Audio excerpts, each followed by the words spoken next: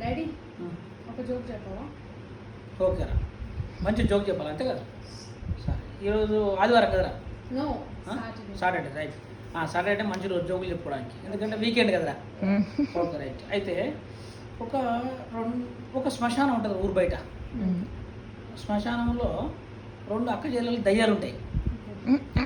అక్క చెల్లెలు కదా, 2 దయ్యాలు ఉంటాయి. Okay, friends అనుకోరాదు.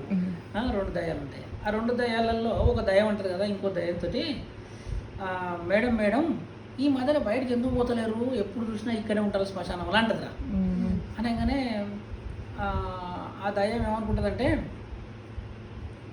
ఏం బయటికి పోతే జనాలతో చచ్చిపోతున్నా నేను అని అంటే భయం వేస్తుంది జనాలంటే అంటది.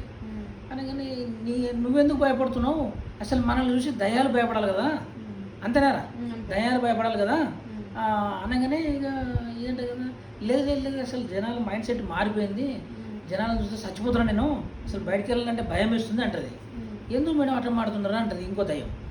అనగానే ఈ దయ్యం ఏం చెప్తుంది చెప్పినారా, బయటికి వెళ్తే చాలు, ఇక శ్మశానంకి వెళ్ళి ఊళ్ళోకి పోతే చాలు, ప్రతి ఒక్కరు వచ్చి సెల్ఫీ అని అంటున్నారు. చచ్చిపోతున్న వాళ్ళ సెల్ఫీతో ఇయ్యలేక సెల్ఫీలు ఇయ్యలేక అని అంటది. గుడ్ జోక్ కదా. Okay right, good joke. ఇంకొక చిన్న జోక్ చెప్తా. ఒక ఊర్లో కోటీశ్వరరావు ఉంటారా. వాడి పేరు కోటీశ్వరరావు, కానీ వాడికి అన్ని పుట్టేడు అప్పులు ఉంటాయి, కానీ ఆయన పేరు కోటీశ్వరరావు. ఓకేనారా. ఒక లాయర్ ఉంటాడు కోర్టులో. ఓకేనా. వాడు ఏం లాయర్ అంటే ఈ ఫ్యామిలీ కోర్టు లాయర్ అనమాట.